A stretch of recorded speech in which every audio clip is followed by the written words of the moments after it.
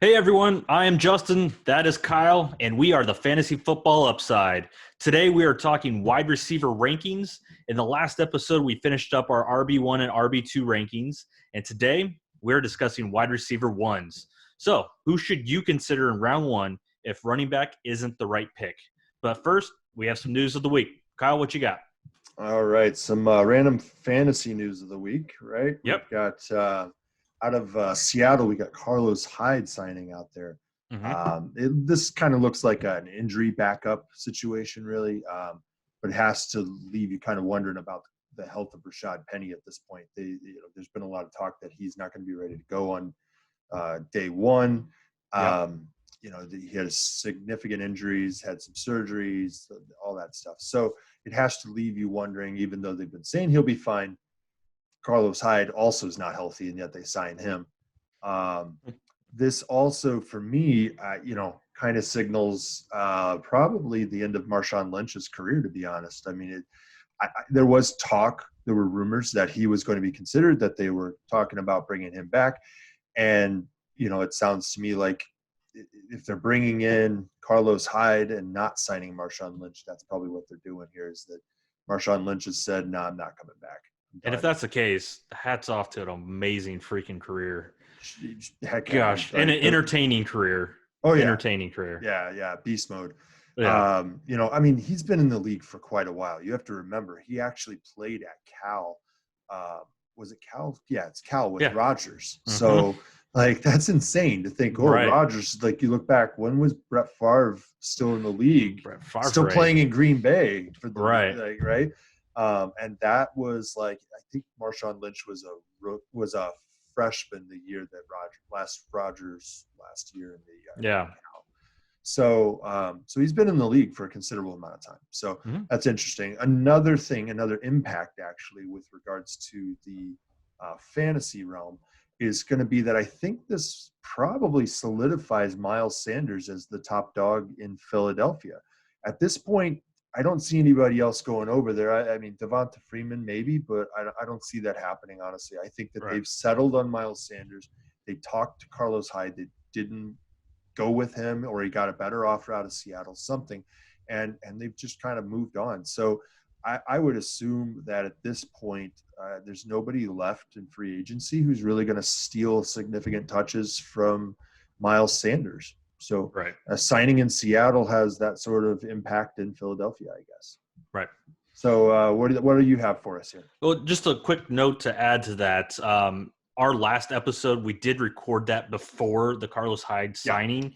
It may affect Chris Carson a little bit. I think between you and I, it's not really going to affect it that much in our opinion. So that is one thing. We're still going to try to get you the most up-to-date information as possible. We're going to record and release the following day. So we're going to do our best to stay up to date, but we want to get that information out to you as quickly as possible.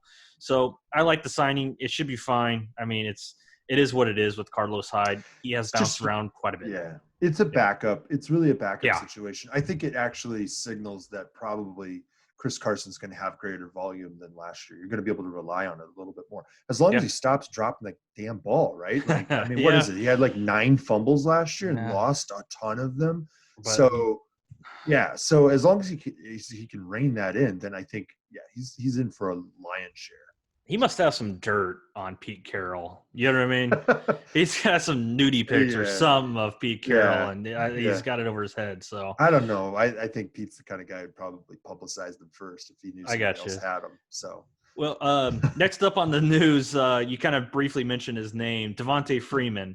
So the rumor out there is that Devonta actually turned down the same contract that Hyde just signed with Seattle, and now is threatening to sit out the 2020 season. It's kind of crazy for a running back to kind of sit out a season, especially for one that played last time he played 14 or more games was 2017. So it's been a few years since, one, he's been healthy, and two, productive. In terms of the real world age, he's still young at 28, but man, not much tread is left on those tires for an NFL running back. He'll probably land a spot whenever training camp opens up. There's some injuries, but it's. At this point, he has no leverage, so I don't know what he's doing, but I don't know. What do you think on top of that?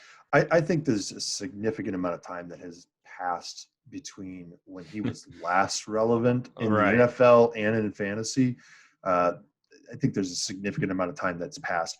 And I think that there's like an actual physical expression for this type of story. And it's just that. It's so what? I don't really care, Devonta Freeman, that you're sitting out. Like I wasn't going to care to begin with. I've literally never drafted this guy, and I've probably been wrong in a couple instances, but I've been absolutely right for the last 2 years. And so I really don't care. I don't like. Yeah. He's in my opinion, he's being an idiot. He should have taken that money, and he should have built himself back up so that he could turn around and say, "Look, I am here still, and I am valuable." And instead, he's going to sit out and go, "I haven't made a Pro Bowl for 2 years. I haven't played worthwhile, meaningful football for 2 years. Right. And you all should pay me extra millions of dollars beyond what Carlos Hyde is getting." No, I don't buy it. And like I said, I don't care. So, yeah. All right. Well, that's it for the fantasy news of the week. Next up, we got the buy-sell wide receiver edition. So, first buy-sell, Tyreek Hill drafted ahead of Davante Adams. What say you, Kyle Lindsay? I was talking with you before about this. Yeah. I'm wearing my Green Bay shirt. It's a tough one. I really want to sell. But I have to buy. You don't. I have to buy this. Okay. I'm also kind of conflicted because in our keeper league that we've been in for a while, I've had Hill since his breakout. And so this is the first year I'm going to be without him because of eligibility rules in our league. And so it hurts even more to buy here. But I think it's not a question of Davante Adams' skill or his talent or what he's capable of actually putting out there. My concern is where this offense is going. And it seems to me that everything is signaling a turn away from the pass game. Mm-hmm. And while it may still support a number one wide receiver, it may not support an elite number one wide receiver. So what you're looking for in those first 5 guys, that first round, like if a wide receiver is going to sneak into the first round, what you're really looking for is you're hoping that you're going to get a guy who actually is elite and is consistent. Tyreek Hill absolutely is elite. He may not be as consistent as I like for a guy who's elite, but I'm going to buy him there ahead of Adams. So gotcha. How about you? With you buying, I'm going to go ahead and sell this. The reason why, in my opinion, is there's a lot of mouths to feed at the Chiefs. Absolutely. There's quite a few mouths to feed. And for the Packers, I mean, you have Aaron Jones and you have Davante Adams, and then you have some guys when it comes to their offensive weapons. I mean, I'm sorry that may hurt you as a Packers fan, but just me. I fully agree. You fully agree because, they just decided not to go out and pick up another wide receiver in the draft when they could have. But it's neither here nor there right now. So I'm going to go ahead and sell this. Like, I just think there's going to be so much, target share. The targets may not be as high as what you would want for a guy like Davante Adams, but the target share will be up. And I just think Rodgers is going to throw it just a little bit more because I think he missed the amount of throwing that he did last year, maybe filling out the new coach. Maybe. I don't know. I think too much is up in the air there. And so with those early guys, I think that's a part of why I want to buy here. And I think it's because those guys who are going to sneak into that first round and might even edge up into the middle of the first round, those guys I really want to know what I to expect out of them. I just feel a little more certain about Tyreek Hill than I do about Davante Adams. I'm not knocking Davante Adams, and if I can get him, and Hill's gone, then I'm taking him. Right. If there's no reason to take a running back, absolutely. All right, so next. Let's go head over to Dallas, where all the question marks are, right? And does Michael Gallup get over 100 targets? Last year, where was he? He had 113 last 113. year. So 68 the year before. He's going, I think, heading into his 3rd year. Yep. So, so what do you got? I'm going to go ahead and buy this. And the reason why is kind of what you just mentioned. I mean, he almost doubled his targets from the previous year. So last year, 113, and previous year's rookie year, 68. And I think he's just going to continue to improve. One thing is Amari Cooper is not one of those huge target hog that most wide receiver one should be. I think a lot of times because I've seen Amari Cooper pull himself off for little nicky neck kind of injuries, but I'm sitting here talking about it. He's playing it. So what do I have? But it's one of those things where I'm going to go ahead and buy just because I think he's going to continue to improve. Yes, CeeDee Lamb's there, but Gallup's the number 2, and I know Cooper got 100 mil, but man, I like his chances of getting over 100 targets from Michael Gallup. What do you got? I'm going to buy this one also. I really want to sell it, but that's partly same concern that I had in the last one a little bit. I know much more what Mike McCarthy's going to do here or try to accomplish here. And so I'm more likely to buy this, I think. And so I'm going to buy it because I could see a Mike McCarthy offense sustaining 2 wide receivers over 100 targets. And in fact, I could see them thriving. The question for me really boils down to, is Michael Gallup the true number 2? This year, yeah, I think he is. Next year, he may not be. He may just find himself in the slot role, who's a possession receiver that, the guys in Green Bay who occupied that spot at various points were Donald Driver, who was fast as could be and had great hands, everything that Michael Gallup was too. Randall Cobb, same way, great hands, good route running, fast as could be, a little undersized, and found himself in the slot as the 3rd wide receiver. So Michael Gallup might end up finding himself 3rd on the depth chart by the very end of the year or at the beginning of next year, but I see him getting at least 100 this year, at least 100 targets. Right. If we're talking about 100 catches, I don't know about that. But we didn't ask that question. So. We didn't. No, 100, I think you got to bet against that. 100 catches. Yeah. There are guys who are super productive in this league who aren't breaking 100 catches. Right. And all right, hear some of those later on.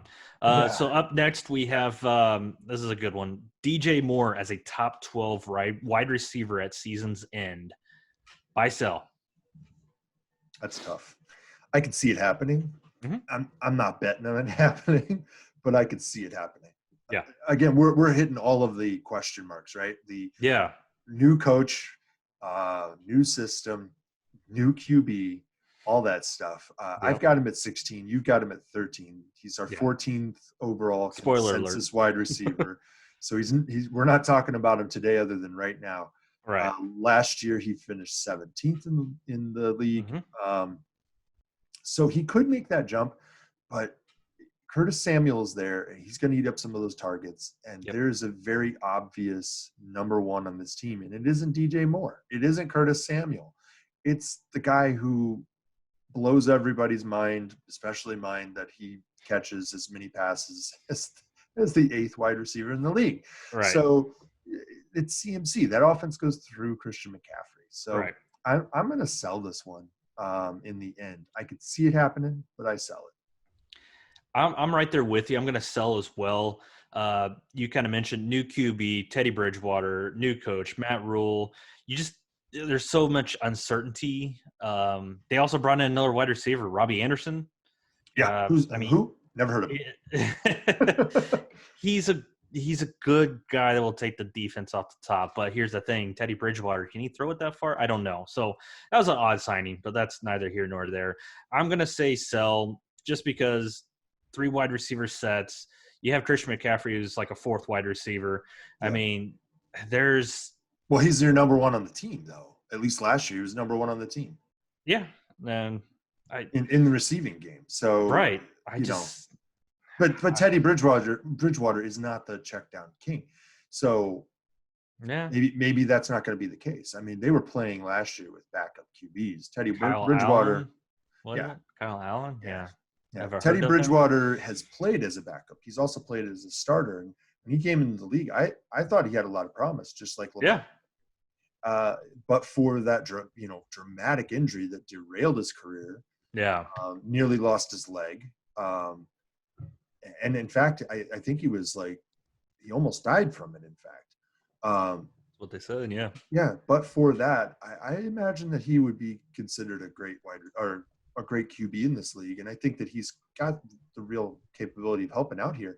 I just don't see it actually culminating and DJ Moore finishing in the top 12. He's going to be near there, so he could sneak his way in depending on what happens. All right. So our last buy sell. Mm-hmm. Do you have or will you buy Golladay and Godwin both in the top 5 at the end of the year? Wide receivers, top 5 wide receivers. I am going to go ahead and buy Kenny Golladay and Chris Godwin as top 5 wide receivers. I think both of them are the 2 best wide receivers with upside. Ding, ding, ding, upside. Like, they have everything going for them. They're both young. They're both just coming into their prime. They're both coming off great years. And they're both going to have better QBs. Kenny Golladay still has Matt Stafford, but, I mean, Matt Stafford was hurt for the majority of last year. I think that's just going to continue to increase what he can do on the field. And then Chris Godwin, he's going to have TB12 throwing him the ball. He's in the slot. I mean – he's got those immunity – he's taking those immunity pills, right? Oh, Jesus. I mean – yeah, yes. But, I mean, just think of the wide receivers that played in the slot for New England, Wes Welker, Julian Edelman. I mean, they had some pretty dang good years, and I think Chris Godwin is more talented than those two. So that's why I think this is a buy all day long. What you got? You know, I'm going to buy it too. I've already told you some of what I think about these two, and I'm going to save a bit of it for when we're talking about them, because you'll find out we're talking about both of them today. Yeah. And maybe not in the top 5 necessarily, but we can both see them both getting in there. You know, you said it exactly right. Golladay has Matt Stafford this year. Yeah. He didn't have Matt Stafford last year, and he still put up elite level numbers. And there are just a few metrics that if you change them because of the presence of Matt Stafford, Golladay finishes as a competitor for the top wide receiver in the league potentially last year. So he's not had his full breakout in my mind, whereas Godwin has had a breakout. Right. Everybody sees him coming now, but he's got Mike Evans across the line at the other end of the field, you know. Yep. So he's not getting all the targets, but he's also not getting all the coverage. Right. And it's kind of funny. We'll get into it a little bit, but between Godwin and Evans, they trade games, and everybody can't figure out why. But the truth is, they trade games because it's the defense. Oh yeah, they're just gonna take whatever that's given to them. Well, what type of that's what you're supposed to do? Yeah, what type of defense is being played? If it's zone, yeah, you want to start Godwin. Yeah. And if it's man, then you want to start Evans. And that's what it boils down to. So I can see both of these guys in the top 5 at the end of the year. I'm going to buy that. I'm going to buy it. All right. So we're going to move on now. We're going to go after our rankings. We're going to get into the top 12 wide receivers today. We're hitting up wide receiver 1. These are the guys that sneak into the rounds at the top of the draft that you're looking at running backs and you can't find one, grab that wide receiver. We are going to limit our discussion to non-PPR type leagues, 12-team leagues, and leagues that only play through week 16. So complete their playoffs by week 16 and have their championship completed at that point. These are not dynasty rankings. These are not keeper rankings. These are just redraft rankings. So we're going to jump straight on in and hit up the number 1 wide receiver. As we all know, is obvious this year. We're going out on a limb here. We're going out on a limb. At least it's obvious to us. It does not appear to be obvious to everyone else, right? Right. Because, and I do want to caution, I'm going to talk about some ADP today. With each guy, I'll usually tell you what his rank is as wide receiver, among wide receivers, and then what his draft slot is as an overall big board draft option here. And Michael Thomas, who is our wide receiver 1, for whatever reason, is wide receiver 5 on Fantasy Football Calculator. And not only that, he's being drafted 3rd pick in the 2nd round. So if you're picking at the top of the 2nd round, you've got you've got a lot of options there. You've got a lot of wiggle room, right? If that's how the draft falls for you, and potentially the 5th wide receiver off the board is going at the 3rd pick of the 2nd round, then that means that there's probably solid running backs available at the back end of the 1st round because people have been reaching for wide receiver. And then suddenly at the top of the 2nd round, you're grabbing a phenomenal wide receiver. Now, that's more strategy than we should really talk about. Probably what we should do is just dive straight into why Michael Thomas is our 1 overall. And it boils down to the fact that this is the man of picture, that this man is the picture of consistency, and he brings value that is undeniable. If you get him in the 2nd round, you just basically won your league. Like, we talk about win your draft, win your league, right? Yeah. Winning your draft is the first step toward winning your league. If you don't win your draft, you're probably not going to make it to the championship game. Right. You have to be up there in the top. And getting Michael Thomas in the 2nd round, you won your freaking draft. You can go home and set it on auto draft, okay? Because you've got it right. 149 catches last year. 149 catches on 185 targets for 1,725 yards and 9 touchdowns. He only got 9 touchdowns. He's got room for improvement. Right. That's insane. He's got room for improvement there. Now, they did add Emmanuel Sanders in free agency. Yep. But they lost Jared Cook. They lost Ted Ginn.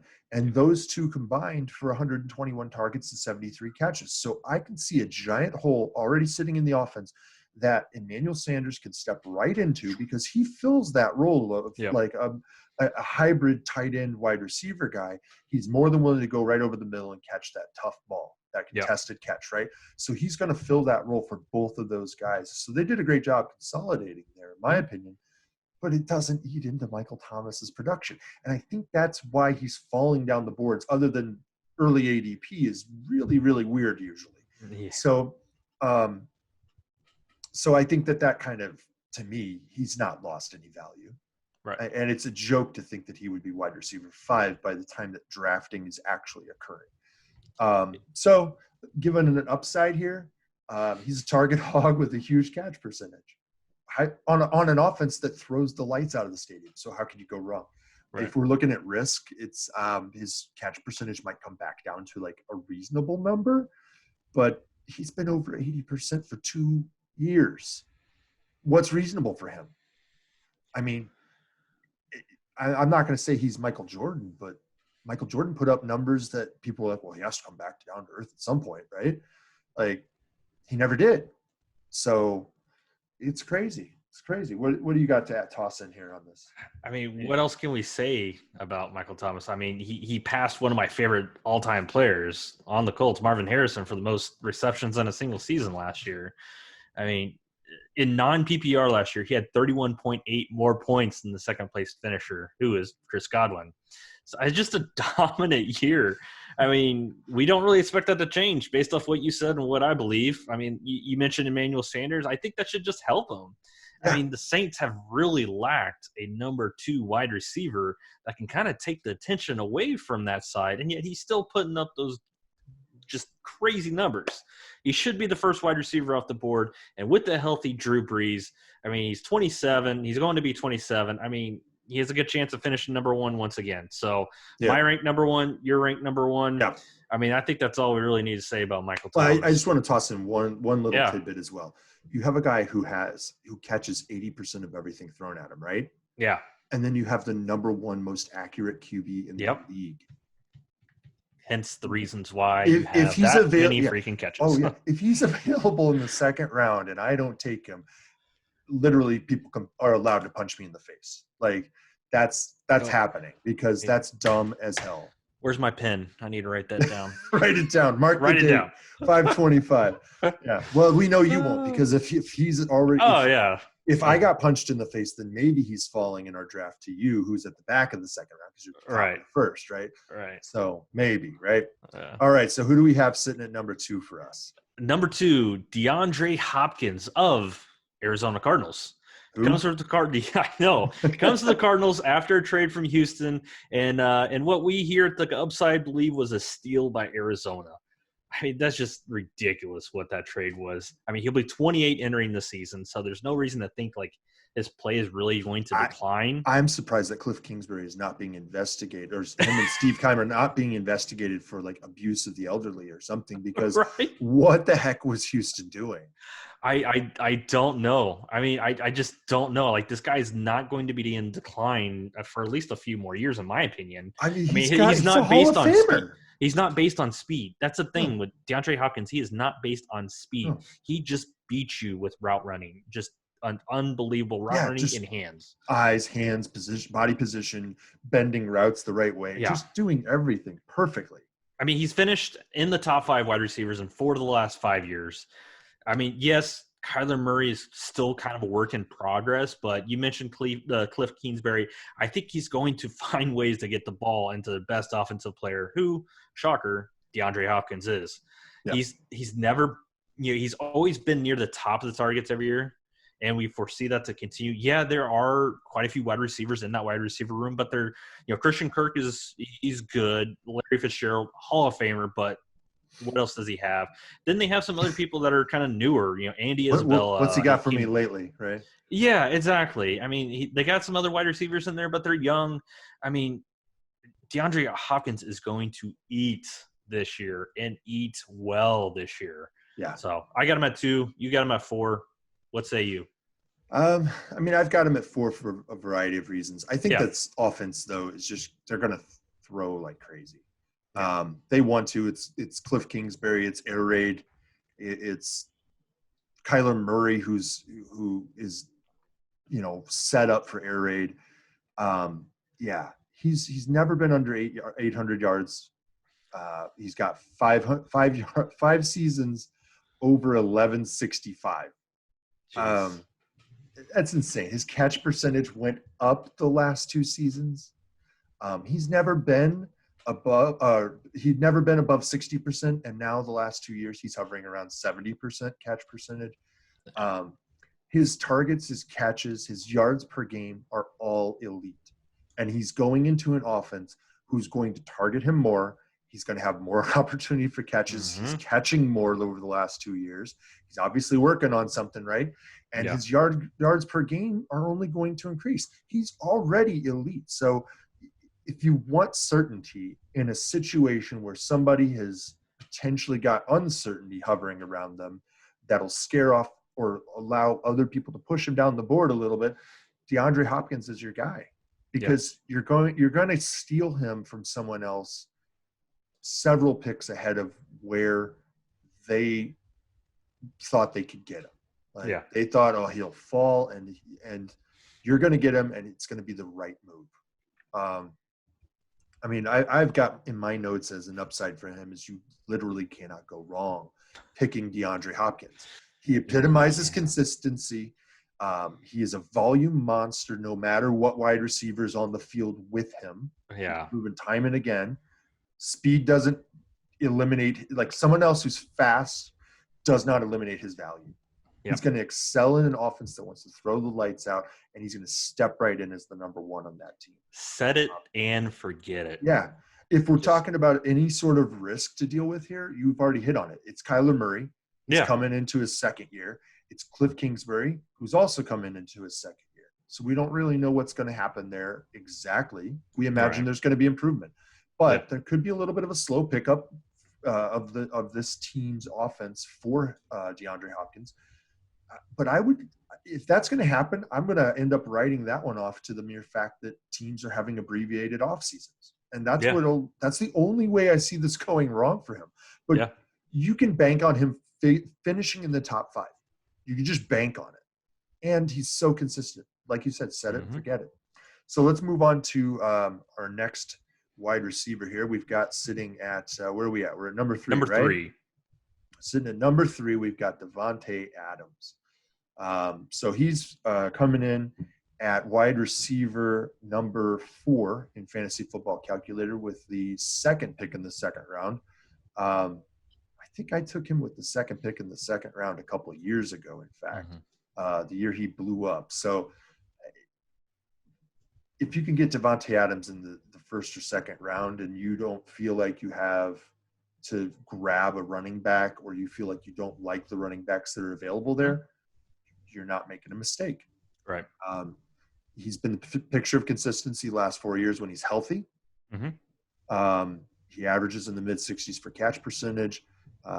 He's had really high target volume. Last year was a down year for TDs for him. He only got 5, but the 3 years before that, he notched double digits every year.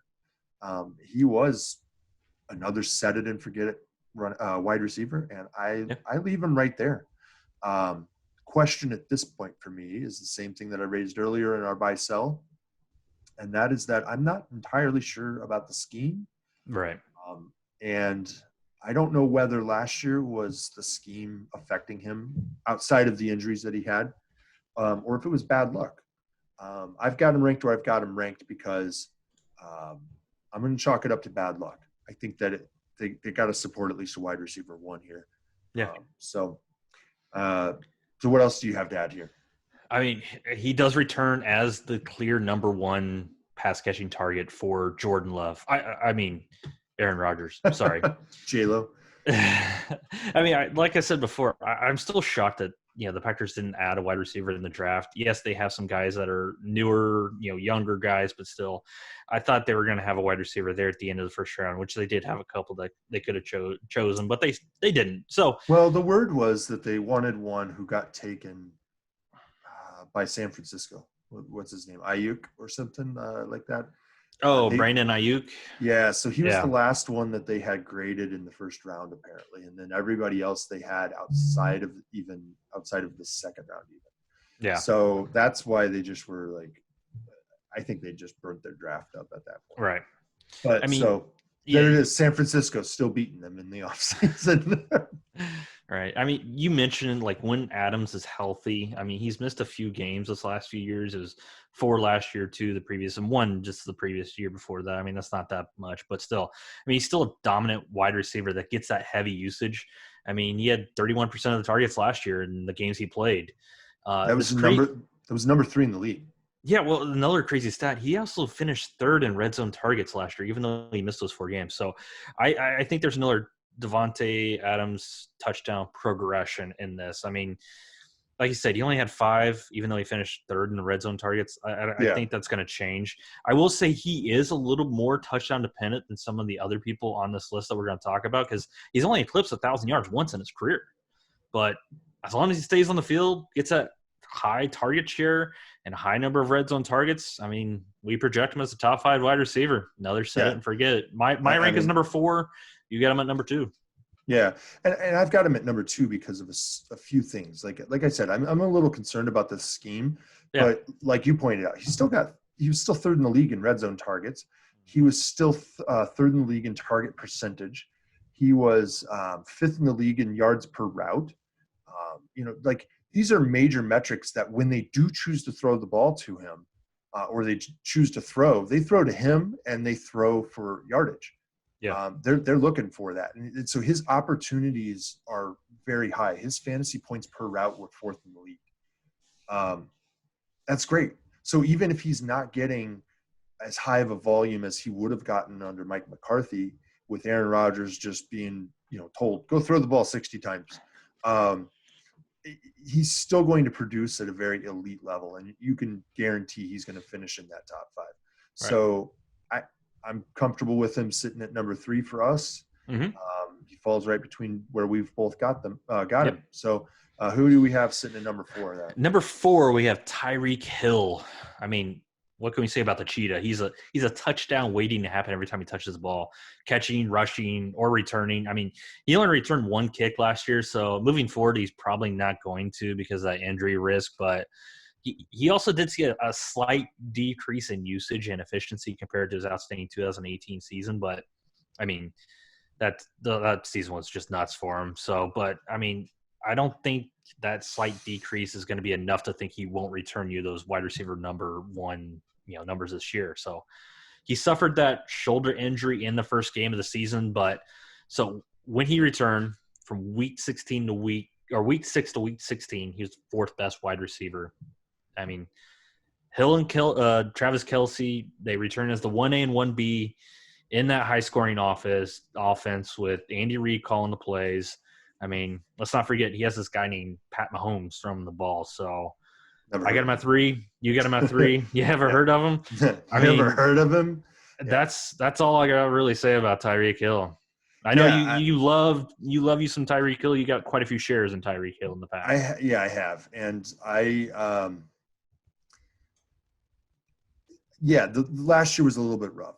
It was a little bit rough. He missed significant time, and that if you don't have like other players on your team who are able to fill in that hole, I could see how that'd be really, really bad and really tough. Right. The difference with Tyreek Hill usually is going to be that he will break a game open in one play. Yeah. And he'll score 3 touchdowns in a game, but he'll have 4 catches on the game. Right. So it's his production level is outstanding relative to his rate, like what his actual targeting rate is.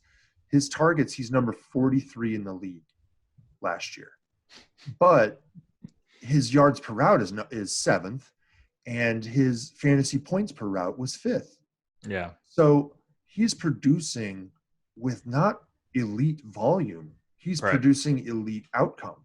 So like you said before, there's a lot of mouths to feed out there. I still believe in Tyreek Hill because he doesn't need to be fed a lot. He's obviously the cheetah. He needs to eat once every 2 weeks or once a week rather. Yeah. And he's still running at an elite level, right? Oh yeah.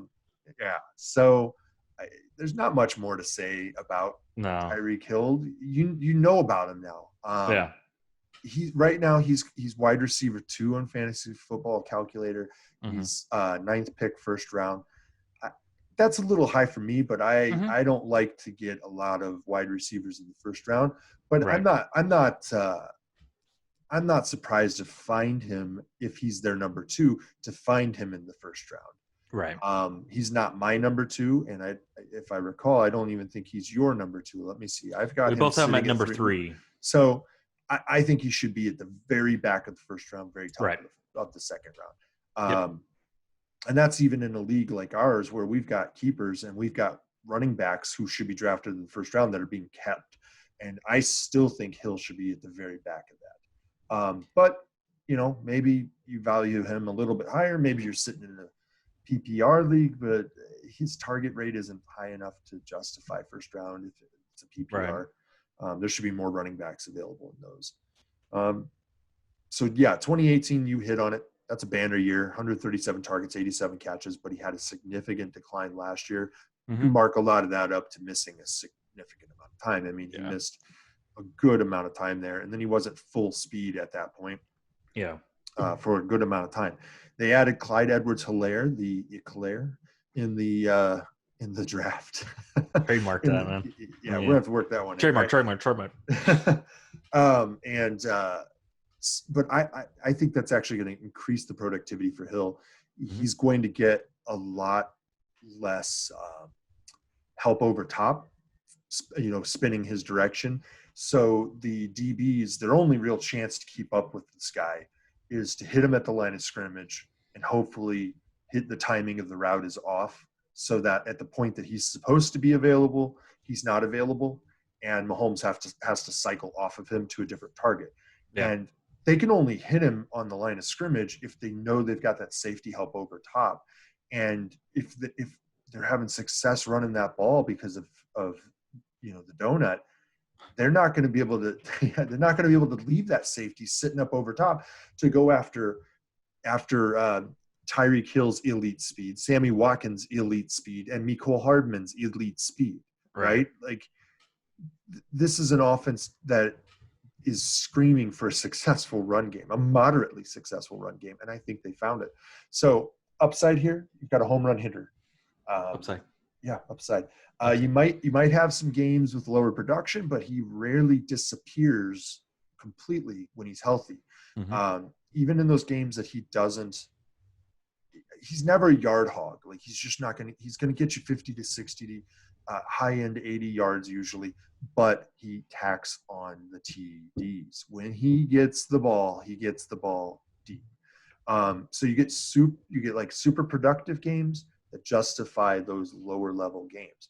but you cannot just have him. You need to have a second wide receiver who's at the front end of wide receiver 2, might sneak into wide receiver 1, because you need that balance. So if you take him, look for balance with your wide receiver 2, somebody who's consistent. The risks here with him are questions like, have we seen the best of him? I don't think so. And are there too many mouths to feed? I already talked about that. He doesn't need a lot to be successful here. Hill and Mahomes are special. As a tandem, they're special.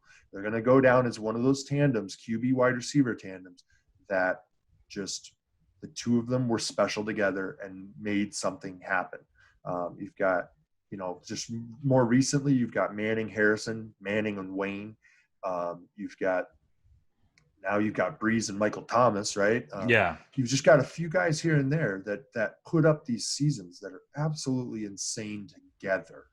And I could see it happening again. Mahomes is as potent as hell. Andy Reid wants to make them all shine. Yeah. They're still young, and they're going to keep them together for a long time. Oh, yeah. What we got next? All right, so now number 5. Here, 1 second. I've got it on my rankings, and I'm like, wait. So number 5, we've got Julio Jones. I've literally never had Julio Jones on any team I've had. I've been playing longer than Julio Jones has been in the league, right? Which makes me it might be dating myself a little there. So it's not for lack of like belief in Julio Jones that I've never had it. It's just never really fallen to me to take him. It's just really, really odd, I suppose. So right now he's going as the wide receiver 3, pick 1.11, so 11th pick, first round. Yeah. I mentioned this before. I don't like seeing the third wide receiver go in the first round unless you're in a draft that's got keepers, and that's a real, there are guys missing out of that first round. So you're going to reach a little bit. But I'm a little surprised to see he's only 31 entering this season. He's in his 10th year in the league. Yeah.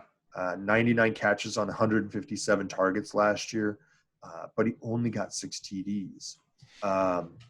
So on 157 targets, I would hope that he'd get a little bit more than that. Yeah. Ridley's volume's not necessarily looking like it's going to eat into Julio unless Julio starts to decline and they decide that they're going to try to flip the script here and make Ridley the number 1 and make Julio the number 2. That could happen. I don't see it happening just yet. I mean, Julio is his hands are covered in glue. Yeah. So stick him. Yeah. I mean, really where he suffered the most last year was in the red zone.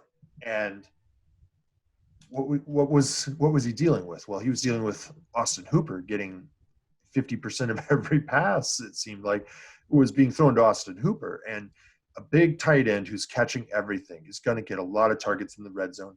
And a tight end on Atlanta with Dirk Cutter as the offensive coordinator is going to see a high volume of targets.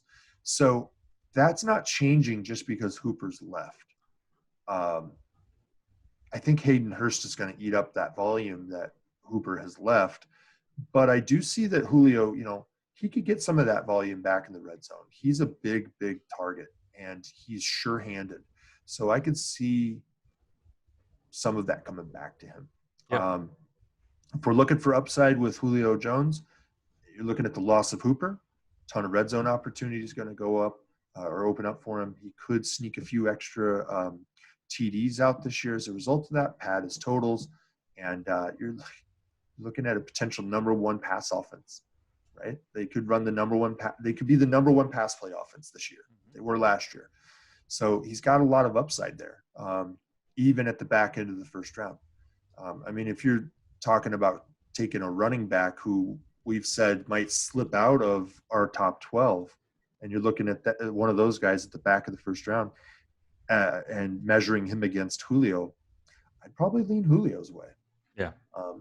So I don't think we've seen the best years out of him. I don't think that we've seen his best and won't see anything near it again. I think we've seen his best. but that he's still performing there. Yeah. So that's where I've got him. I got you. I mean, you hit on a lot of things. Like, I mean, he does return as the alpha dog on this offense, but like you mentioned, somehow he still lacks in the touchdown department. Year over year, this happens. I just don't get it. But I mean, he makes up for it with massive target share and yards. He finished second in targets and second in yards last year. I mean, overall, he finished fourth wide receiver, and I mean, we expect him to keep that going, headed forward in this, like I said, his age 31 year, 10th year in the league. So the Falcons would continue to be a pass-heavy offense under good old offensive coordinator Dirk Cutter. We would just wish he would get some more love in the red zone, like you mentioned. That's really what it boils down to. It really is. I mean, he's 6'4". I mean, how the hell – you just throw him the damn ball. I mean, if they can figure out how to get him the ball at the goal line, he's going to outperform his number 5 rank that we have here. Well, what I'll caution you with is that he was the number 7 in red zone targets in the league last year. So he was still getting a lot of targets, but he only got 12. In an offense that's the number 1 pass play run, like they run the most pass plays in the league. Yeah. Why is your number 1 target he's only finishing 7th in red zone targets, right? He was number 2 overall in targets, number 2 trying to be too damn targets. Cute. Yeah.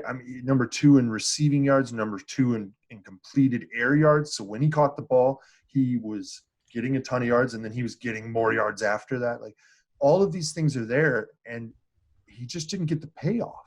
He just didn't get the TDs. So I expect more pay dirt out of him, and I expect the same level of production. It's like he'll carry the load, and then they just like forget about him. You know what I mean? That's whenever I watch him, it just baffles me at times. It's like Megatron. Yeah, right? I mean, he carries the load. Yeah, and then they're like, let's run the ball at 30 times. Sense. So we had him at 5. Julio Jones, we both had him at 5. So hence the composite at number 5. So next up, number 6, we've already kind of talked about him, but Chris Godwin. I mean, talk about a coming out party for Godwin in 2019. Finished as a number 2 wide receiver last year, and I think he's just going to have another great year with good old TB12 under center. So he might see a slight TD regression after he saw 9 touchdowns last year. I mean, there are a few mouths to feed there in Tampa now with Mike Evans, who may show up on this list.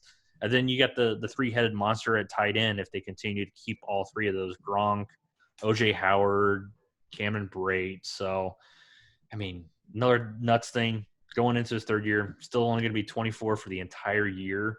And you mentioned MJ earlier in the episode, and I wanted to pull a quick little, a quote that he had. If you remember, whenever he went back to like homecoming or something like that at UNC, he's like, "And the ceiling is the roof." Is this the quote? The only thing I'm addicted to right now is winning. No, it was whenever he mentioned "and the ceiling is the roof." So I mean, the sky's the limit for him. Sorry, MJ, but the sky's the limit for Chris Godwin. I mean, you get him as your wide receiver 1, and you'll be one happy fantasy owner. Set and forget it. I mean, well, what I will say to add in it. Oh, go ahead. Yeah. Go ahead. I was going to say he's going from the super erratic Jameis Winston to one of the most accurate quarterbacks of all time, and Tom Brady. So, and he's playing in the slot mostly. So, hello targets. Yeah. Hello, my friend. Yeah. So in my notes, I've got him showing up as fantasy football calculator wide receiver 6, pick 2nd round, 6th pick overall, or 6th pick in the 2nd round. Right. That is crazy. But you want to hear even crazier is that they just updated, and he's the 7th wide receiver right now. He fell behind Mike Evans. So, I mean, you're really talking about 1A, 1B. I mean, maybe it's because one of them worked out with Tom Brady last week and the other one didn't. I don't know. You talked about it. You got Tom Brady, right? That's huge. They're still in the Bruce Arians system. They're still going to throw the ball as often and as deep as possible. And they're going to throw it into trouble often and hope that the wide receiver has done his job. Yeah. That's what a Bruce Arians system is. Yeah. I mean, last year he saw 121 targets, had 86 catches on that. Meanwhile, Mike Evans had 118 targets and only 67 catches. Yep. So, and not only that, but Mike Evans' actual like yards per catch was lower. So I think that you've got, in my opinion, Godwin has taken over the wide receiver 1 role, but it's 1A, 1B, like we talked about.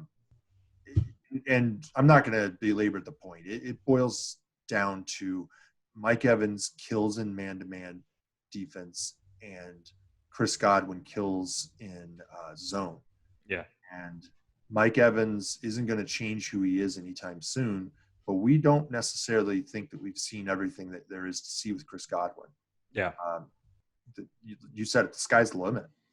No, the ceiling's the roof. The ceiling is the roof, and the sky is the limit.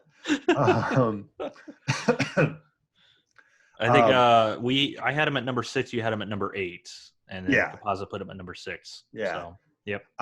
He could easily find his way up. Yeah, like we already up there. Talked about. Yeah, we already talked about it. Yep. So yeah. Let's see here. Let's go ahead and move on. Number 7.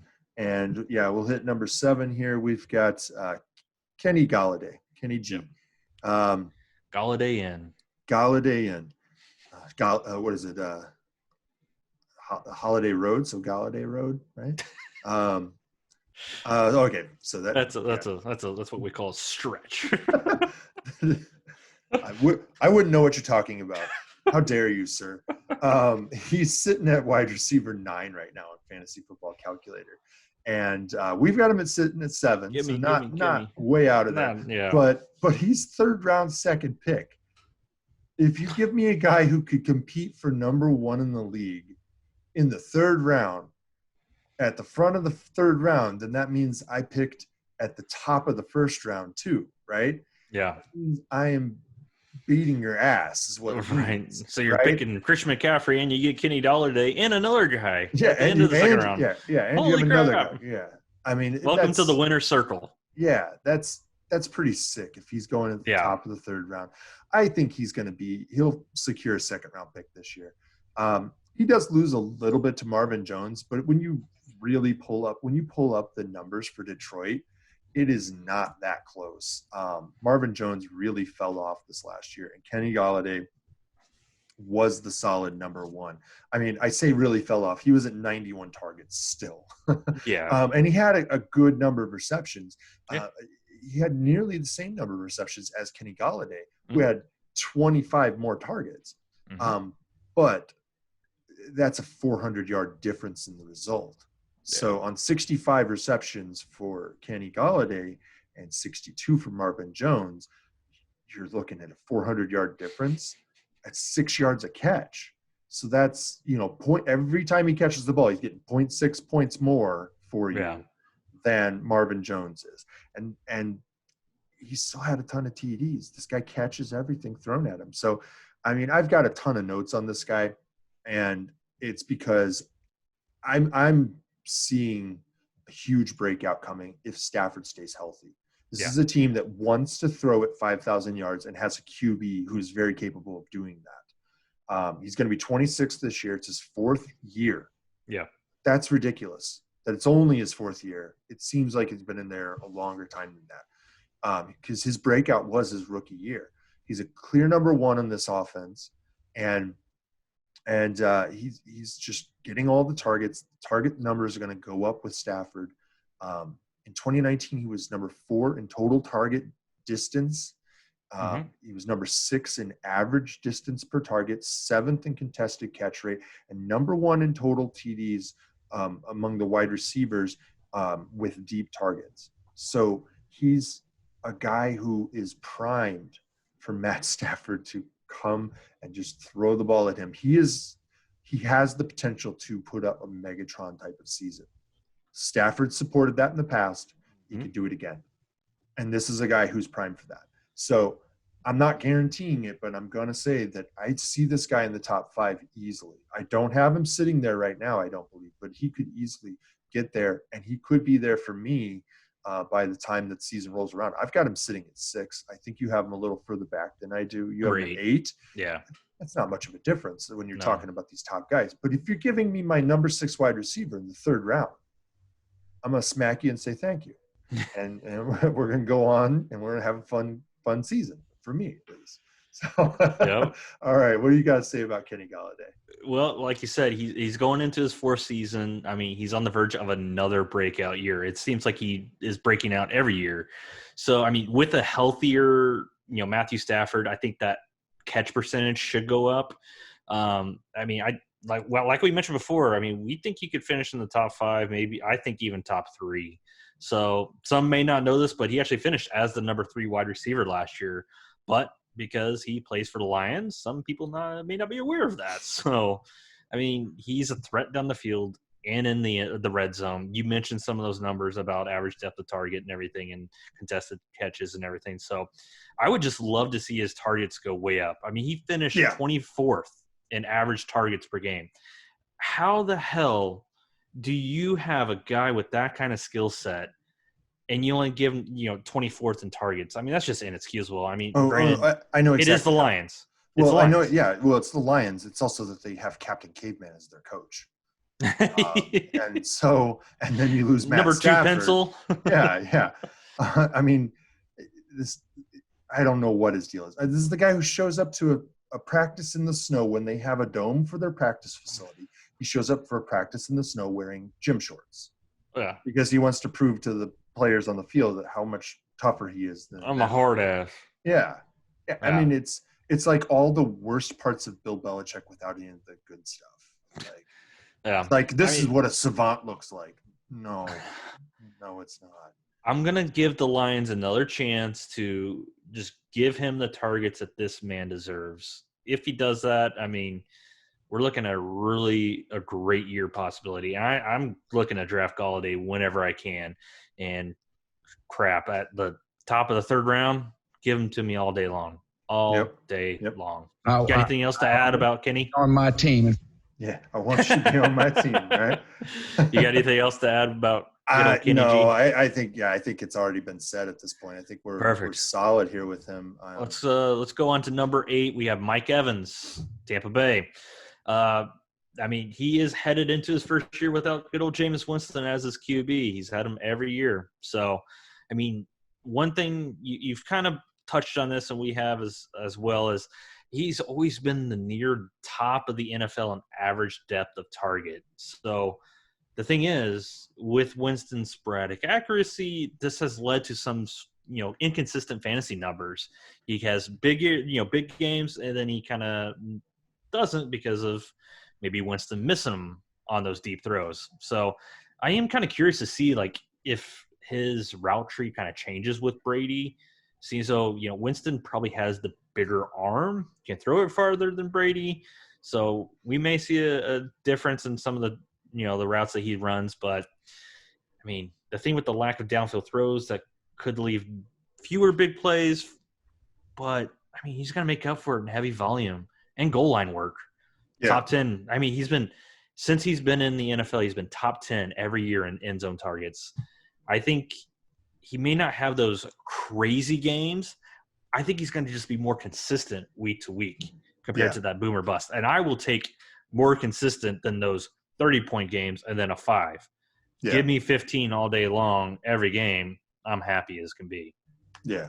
I think so a number or a statistic that stands out for me with him and highlights his boomer bust quality is that he ranked 3rd in pass, or their offense ranked 3rd in pass plays per game last year at 42.3 pass plays. Mm-hmm. I mean, like half of those were interceptions though, but you couple that with him, he was the 4th overall for deep target total. Yeah. The number of deep targets that were thrown his way. So you have a high volume offense, and then he's seeing a lot of deep targets. His opportunity for big plays, big totals is higher, but you get a lot more boomer bust with those guys. It's the same thing with Tyreek Hill. So I'm not going to equate him to this, but there's the possibility that he pairs up well with Brady in the same manner that Randy Moss did. I think that was 2007. Yeah. So I'm not going to say he's going to put up Randy Moss numbers from 2007, which was a ridiculous season. But I wouldn't be surprised to see Mike Evans actually like fill that role. And then as a result, Godwin kind of gets, set aside a tad. Yeah, I think that this is what scares me about this offense the most is I don't know what Tom Brady's going to favor exactly based on Bruce Arians' desires, right? Yeah. Belichick wanted to protect the ball a whole lot. He wanted to run the ball a whole lot too, but he had a phenomenal QB. But he did the same thing that they try to do with Russell Wilson, which is I want you to dump that ball over the middle to our slot receiver repeatedly, who used to be a quarterback, because they all were. And that's where I want the ball to go. Arians, that's not what he does. Not in the slightest. I mean, no risk it, no biscuit. Yeah. So, I'm looking for phenomenal things to come out of that offense. I don't know which parts to buy, and it may just turn out to be buy it all. Just get a piece. Just get a piece of this offense, and it may boil down to that. It is nuts just thinking like this is going to be the best big man receiver that Brady's played with since Randy Moss. Yeah. I mean, when was the last one that an outside wide receiver that the Patriots had that even resembles the kind of stature and skill set that either of these guys have? Not the skill set, but like the size. He's had a few, like Brandon LaFell, and he showed up for a little while. A few other guys, but nowhere. They're not the same caliber as not even close. Guys. I mean, yes, they have the same size, but not even close. But nothing in the skill set. Like, I mean, I remember watching catches when Mike Evans was breaking out, like having his breakouts, and he's like toes hanging in the inbounds, and he's just like laid full out grabbing the ball. Like, he's a receiving machine. He made Jameis Winston look better than he did. Oh, Jameis Winston really tried not to look good. So, So let's move on here. I think try to speed up a real tad. quick Sure, if you want to toss in something. No, just Mike Evans. I had him at number 7. You had him at number 9. Came in at number 8 overall. So go on to number 9, sir. All right. So we have our friend Adam Thielen, right? We've got him sitting. Yeah, hooked on a Thielen. We've got him at our number 9. And he's coming in at 10th for wide receivers on Fantasy Football Calculator. He's going to the 3rd round, 3rd pick. I like him 3rd round, 3rd pick. He's getting a little longer in the tooth. He's 30 at the beginning of this season.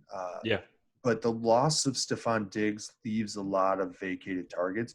They did add Justin Jefferson, right? Is that his name? Yeah, they added receiver, him, LSU. Yeah, and he's going to be phenomenal. Like, he's going to step in, and he's going to be valuable right away.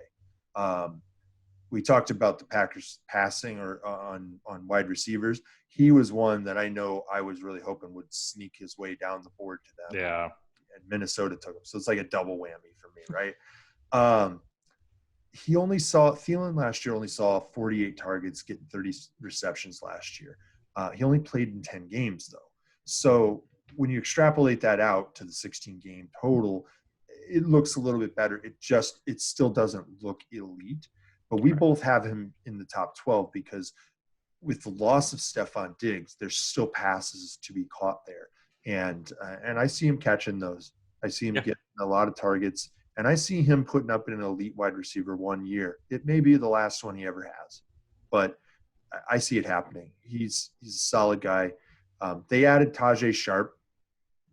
That's nothing to worry about. That's a guy. Tajay Sharp. That's just a guy. Yeah, that's a guy. That's a guy who's probably going to be wide receiver 2 on this team. Which, as you know, as a Green Bay fan, that makes me really, really happy.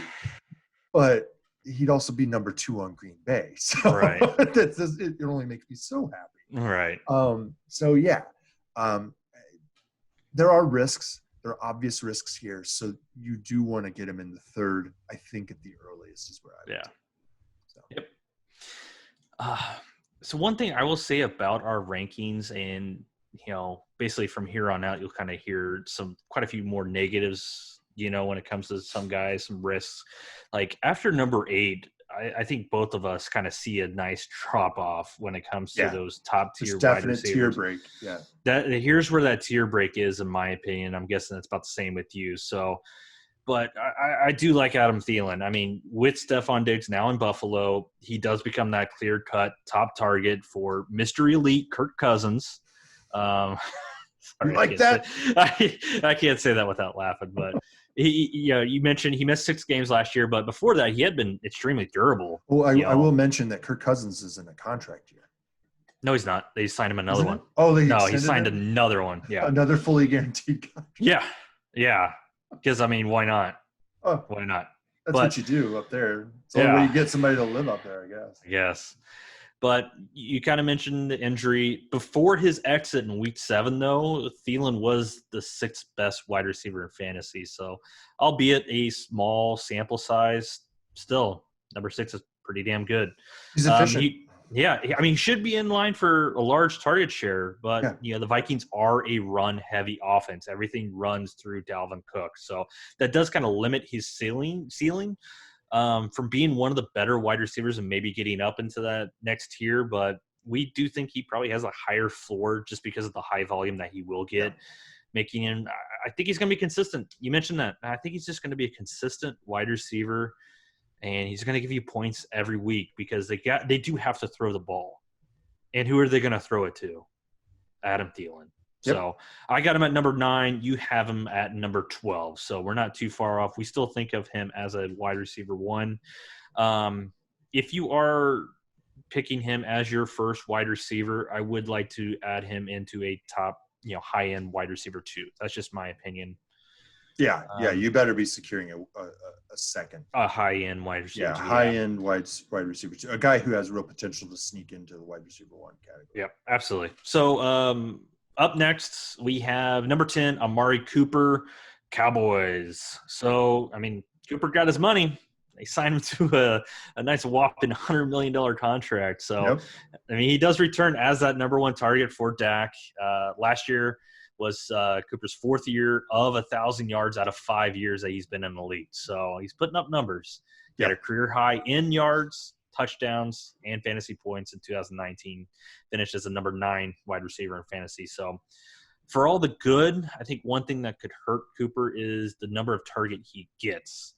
He kind of receives a smaller target share than the players before him on this list. So, and it would be hard to think like that target share is going to go up with the emergence of Michael Gallup, the drafting of CeeDee Lamb. So the Cowboys do – it is a high-powered offense, and he is the number 1 target, so that is a lot of value. So I would be more comfortable using him as a wide receiver 2 than a number 1, but just based off our rankings, we have him as a wide receiver 1. But my rank – this is one of the big ones between us. I have him as number 16, and you have him number 7. So that's our biggest difference I think we have on this list today. So let me hear buying shares of Amari Cooper. Okay. So right now he's wide receiver 8 on Fantasy Football Calculator, and he's 12th pick in the 2nd round. So he's going right at the elbow between 2 and 3. I took him higher than that last year. I took him like around 7th pick of the 2nd round, and I see him as being even more valuable this year than last year. Yeah, he's getting a coach who wants to throw a lot. He's got an outstanding run game that always brings an extra man down into the box. And he's the clear number 1 in my mind. I think that Michael Gallup could perform, but you're going to see, just like you do in Tampa Bay, a 1A, 1B at best. I do not see Michael Gallup overcoming Amari Cooper, and I don't think the Cowboys do either, and that's why they just gave him $100 million. And then drafted another wide receiver too. So I think if anybody's threatened by CeeDee Lamb, it's Michael Gallup. And Michael Gallup could end up in the slot and thrive there and be great there. But his volume is going to go down. His worth is going to go down. His fantasy relevance is going to go down. I don't see that happening with Amari Cooper. Yeah, he's got that MO of he takes games off. And last year did nothing to dispel that. But I think that was because he was hurt. He got hurt. We know he got hurt, and we know that they were putting him out there as a decoy for several games. We know that. They were games where they literally did not target him, but still had him run routes in the middle of the field. So to me, I'm not going to count him off for that. He suited up unhealthy. We know that. And, he does take plays off. He does take games off. He's known to pull goes to himself the sideline quite a bit. He goes, yeah. He gets off the field. So that's why he's back in our consensus. But yeah, I see Mike McCarthy adding value to him, and Mike McCarthy has always supported an elite wide receiver one. He's always had an elite wide receiver one in an offense where he's running the show. And so I see that happening. And who other than Cooper is it going to be? It could be Gallup, but I don't think Gallup's there. I don't. Cooper's the known quantity. So I'm going to take Cooper a lot higher than the other one. So there's a lot of risk there still, and we've highlighted that. But yeah, so I'm not gonna keep beating the horse there on that one, the dead horse, right? And we can just move right on, and we can talk about our number 11. Number 11, and we have sitting at number 11 Odell Beckham Jr. He is the 37th wide receiver on Fantasy Football Calculator, going in the 8th round, pick 2. That's gotta be a misprint. It's gotta be a typo. It's gotta be. It really is. I'm looking right now to see where I've got him. I've got him sitting at 11. I got him at 12. You have him at 12. Yeah. So we both have a very different opinion from the people who are doing these mock drafts. And I think there's a lot of reasons why. He's only going to be 27 at the start of this year. He's entering his 7th year in the league. Sure, last year's tough for him. Yeah. But he broke 1,000 yards. He had 133 targets and 74 catches. So he didn't need a ton of targets or catches, or rather catches, to get over that 1,000-yard mark. So, yeah, everybody's looking at it and going, oh, they got Hooper, they got Jarvis Landry. Right.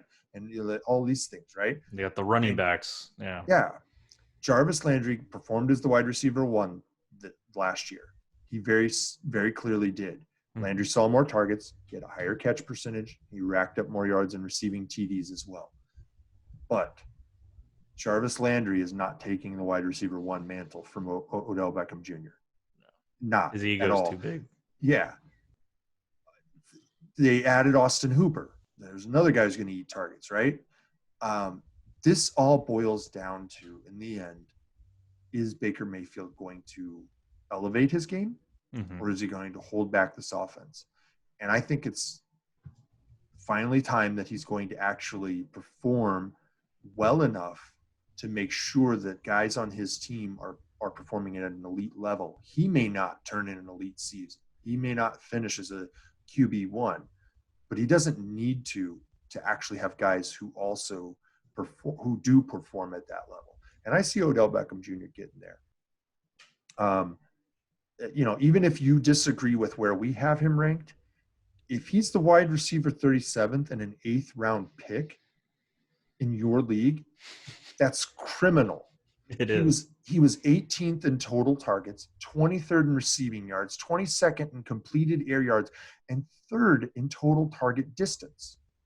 Meaning that when they were throwing the ball to him, catch or not catching the ball, he was 3rd overall in the total distance down the field that ball was being thrown to him. So he's just got to catch the damn ball and have better balls thrown to him. Yeah. So he was number 1 in drops in the league, right? If you drop that number down a little bit, just a little bit, he accelerates big time. Maybe stop trying to do the fancy one-handed catch and catch it with 2 hands. Quit doing this. Doing this, right? Yeah. So, look, maybe he loses. Maybe he played himself out at wide receiver 1. We'll know closer to the season if that's happening. Yeah. We will. Yep. But for me right now, he's wide receiver 1. Yep. Kind of hit the head on the nail there. Beckham is going into his 2nd year with the Browns. They said he's going to be just 27, so presumably he's still in the middle of his prime. So last year was kind of a definite dud for where he was being drafted last year. So kind of mentioned it before, finished as the 34th best fantasy football player for wide receivers last year. But we're banking on his upside as a player who, when healthy, he finishes routinely, oh my gosh, inside the top 10 in fantasy wide receivers. I still, it's nuts to think that he could be there in the 8th round. That's going to change when it gets closer to the season. What? Yeah, it has to. But what has to? What is the justification for thinking that he's declined from being a guy who consistently finishes as a wide receiver 1? Yeah. And he has one off year, and suddenly we're going to put him in the 8th round? The bandwagon, man. Jeez, they're gone. Everybody's gone. They just jumped away. Is it because everybody was so high on Cleveland last year going into the season? I think and it was. They overdrafted him. Like, yeah, he was clearly going too early. Yeah, but this year he should be going in the 3rd round. Like, yeah, he could maybe fall to the 4th round, but like I said, it's criminal. 8th round's criminal. Yeah, if he's available in the 6th round, I'm taking him. Right. Yeah, there's a lot of hype around the Browns last year, but there's a lot of it this year too. I mean, the good news from last year, while he was injured, I mean, I think he had a sports hernia. I mean, he still suited up for his team game in and game out. So for a guy that kind of does have that, diva persona, he still suited up and still tried to gut it out. So maybe that's part of the decline. So, I mean, now presumably he's fully recovered and, Freddie Kitchens is bye-bye. So, yeah. I mean, you get a better head coach, better play caller in there. I mean, we're both on the same page as we think he's going to have a bounce back year. And I'll tell you, he's one of those guys that if his draft position continues to sit where it is, he is definitely finding his way into our value pick section. Oh yeah. He'll be at the top of the list. Yeah. Just depends on that QB play. It really depends on the QB does, play. But even if he performs roughly at the same that he did last year and lowers his drops, my God, his year's gonna go. He'll easily be a wide receiver too. Yeah. So yeah. I got him at number 12. You had him at number 11, so composite 11 overall. So up next at our number 12, Allen Robinson III with the Bears. Kyle, you may not know this, but Robinson finished as the number 11 wide receiver last year in non-PPR, and that was with good old Mitchell Truth Biscuit at the helm. So this guy, he gets the targets. 154 last year. He gets literally all of the passes. But he only came down with 98 of them. Yeah. I mean, that's a 64% catch percentage. But that's because Trubisky would throw it to him with like 2 guys on, like literally on top. That's the thing. It's not all about like him dropping balls or, not coming down with a contested catch or anything like that. It just – I really do think if they make the change to Nick Foles, I think Allen Robinson could have a really good year. Because I just don't believe in Trubisky. I should call him. Sorry, Trubisky. Sorry. Yeah. But another thing, the Bears also let go of Taylor Gabriel. You may think he's just a guy, but he averaged 5.6 targets a game last year, and they didn't really add anybody else to take over those targets. I mean, they added their 10th tight end in the draft, but you know what I mean? Like Cole Kmet's really good, I think, but I mean, how many tight ends do you need on one roster? So as many as possible. I guess. I mean, he's 3 years removed from a torn ACL. Allen Robinson is. He's still only 27 years old. I think he's going to be fully healthy, fully ready to go. I think he's going to improve on already. I think last year was a breakout season. I think he's just going to improve. As long as he gets 150-plus targets, we see him as, according to our rankings, as a low-end wide receiver 1 in fantasy. I'm curious to see, you have the numbers in front of you, what the ADP is on Mr. Robinson. Allen Robinson is going as wide receiver 25, 5th round, ninth pick. If you're taking him in the 5th round, you're stealing from people. You're probably playing in the wrong league at that point. Like you should, like if Odell Beckham Jr. is going in the 8th round and Allen Robinson's going in the 5th round, you should probably consider that maybe you're playing with kindergartners because they're making very poor decisions. We need to revisit these ADPs closer to the season to see if they kind of come back down to earth because, that is just ridiculous. It's really bad. It really is bad. And I would love to just rip through all these stats and show where he finished last year in all of these different statistics that truly matter as to where is this wide receiver performing and all. I'm not going to go through it because like I will be here for the next 5 minutes talking about all of the top 10 finishes, the top 5 finishes in these stat categories that mean something. Yeah. And this is on an offense that was anemic. Yeah. If it gets a QB like Foles who can perform at least moderately well, you're turning just that average. offense. Give me average. Yeah. You're turning this average. into an offense that could potentially support a guy who finishes as a top 5 or top 6, whatever it is. Yeah. He's going to be a wide receiver 1. He's going to be a wide receiver 1. And it hurts me to say that because he's a Bear, but he's going to be a wide receiver 1. And you're crazy if you think he's not. This is a guy who's a target hog. His percentage of targets in that offense, his target percentage was number 5 in the league.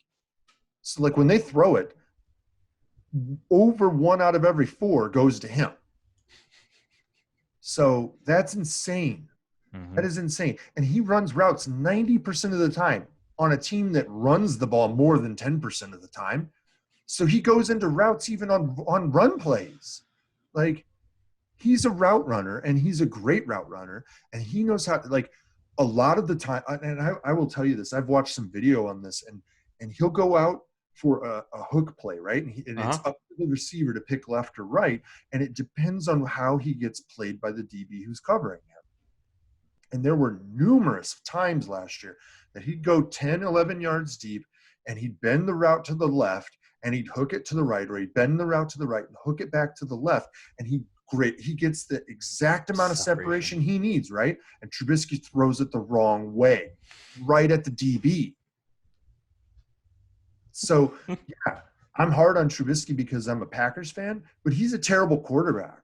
Yeah. And it was a terrible decision to put him as their number 2 pick. And it was an absolutely just terrible decision to continue to start this guy. And he held Allen Robinson back last year in my opinion. That guy blew up, and it was still tempered. So I think there's more there, and I think Foles will get it out of him if they put him out there. And like you said, he held him back, and he still finished number 11. Yeah. I got him at number 10 as my rank. You have him number 15. Yeah. Based off what you just said, I think that might change for you a little bit. Yeah. Yeah. Yeah. I mean, I see him going up the board a little bit. I don't see him going – in the end, I'm going to still temper my expectations a little bit. Because what do you think? Maybe at the end of the 3rd or something like that? I got to see. He might, yeah. 3rd, early 4th. I mean, if he's there, oh my gosh. But that'd be tough to get him probably still. If he's there in the 4th, I'm taking him. If he's there in the 3rd, I'm taking him. Yeah. Yeah. Yeah. I mean, now I got to see who else is available. Maybe based on some of these ranks, maybe somebody else is falling down the board who I like a little bit better. But Saquon Barkley in the 2nd round, sure, that's going to be there. Saquon Barkley, who's this guy? I don't know, man. This is a 2nd round pick. That's value, right? Yep. I gotta spend this wisely. Yeah. So, yeah, I mean that's our top 12 wide receivers.